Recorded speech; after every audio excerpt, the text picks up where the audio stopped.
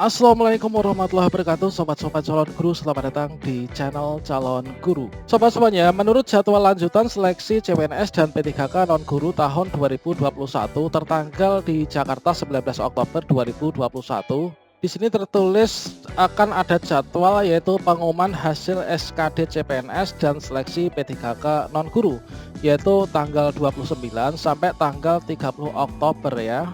Pada video ini kita akan berbagi update informasi terbaru terkait tentang 3 cara melihat hasil SKD CPNS 2021 dan juga langkah apa yang harus kita persiapkan untuk persiapan SKB bagi teman-teman yang lolos SKD ya. Jadi teman-teman yang lolos SKD ini nanti akan mengikuti SKB. Namun sebelum kita lanjutkan, perlu saya ingatkan bagi teman-teman yang mungkin baru pertama kali menemukan channel ini, silahkan klik tombol subscribe-nya dan aktifkan notifikasi loncengnya, sehingga nanti jika ada update video terbaru, teman-teman nggak akan ketinggalan informasi. Baiklah sobat-sobat semuanya, yang pertama ini adalah kita akan mengecek dulu ya, untuk mengecek hasil SKD CPNS 2021, itu setidaknya ada 3 cara.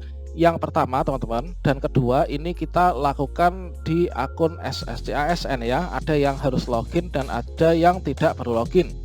Oke, sobat-sobatnya di sini pertama-tama kita bisa berkunjung ke sscasn.bkn.go.id, kemudian kita klik enter.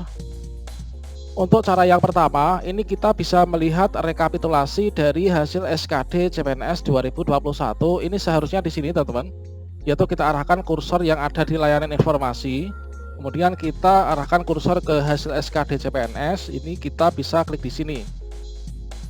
Namun sampai saat ini ternyata untuk hasilnya masih seperti ini. Maaf, laman ini belum dibuka. Nah ini teman-teman, untuk cara pertama itu adalah seperti itu teman-teman. Nanti teman-teman bisa cek secara berkala ya. Kemudian untuk yang cara kedua ini adalah kita berkunjung ke kontak instansi.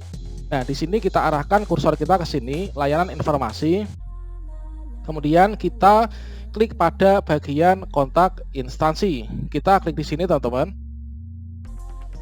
Kemudian di sini pada bagian kontak instansi, di sini ada kolom instansinya mana, web instansinya apa, pusat bantuan dan lain sebagainya. Maka di sini teman-teman tinggal mencari saja teman-teman itu ikut seleksi CPNS SKD kemarin itu berada di instansi mana. Apakah di kementerian, di badan, ataukah di pemerintah kabupaten, kota, ataupun provinsi. Nah, kita berikan contoh teman-teman. Misalkan di sini kita ikut yang ada di Kabupaten Tegal ya.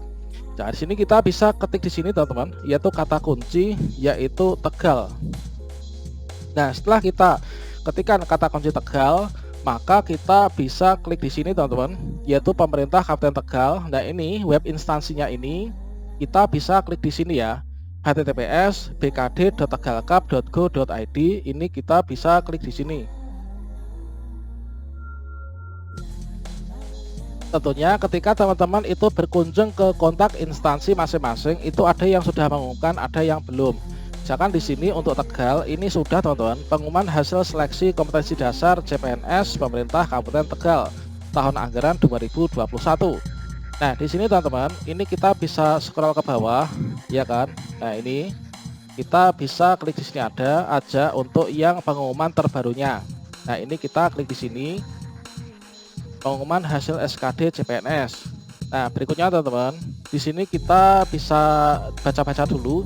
Ini adalah pengumuman hasil SKD CPNS pemerintah Kabupaten Tegal 2021 berkenaan dengan telah dilaksanakan seleksi kompetensi dasar. Nah, ini teman-teman. Maka di sini diberikan hasil seleksinya dan untuk unduhnya ini adalah kita klik di sini ya. Yaitu bersama ini kami sampaikan pengumuman hasil SKD tahun 2021.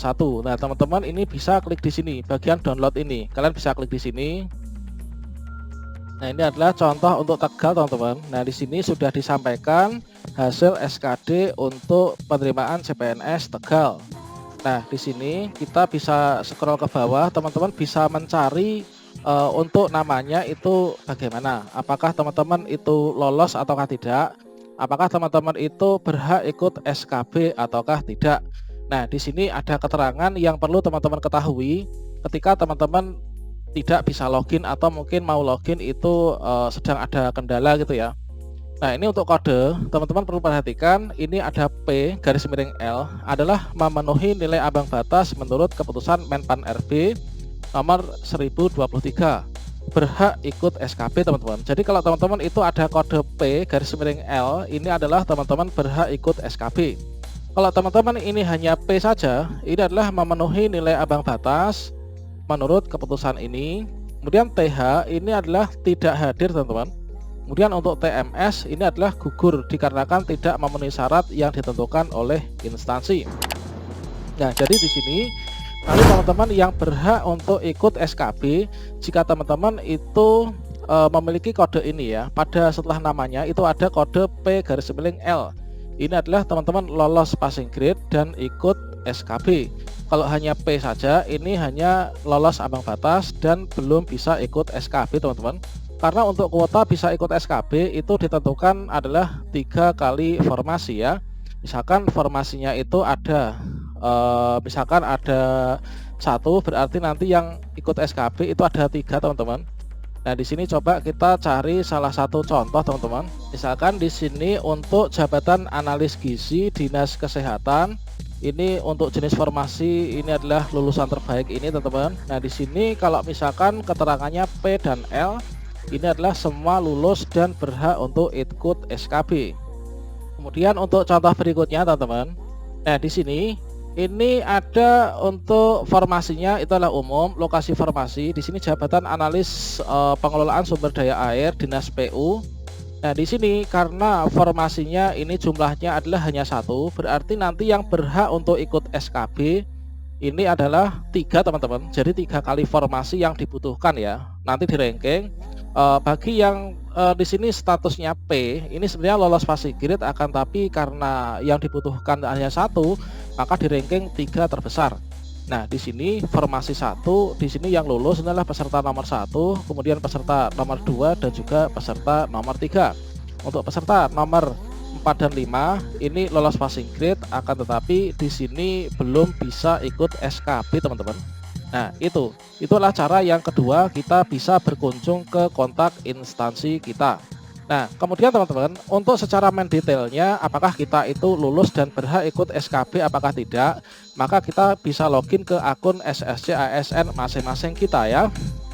Sini kita bisa ketikkan sama, yaitu sscsn.bkn.go.id, kemudian teman-teman bisa klik enter. Nah, selanjutnya teman-teman, di sini kita klik pada bagian login. Nah, kita klik login.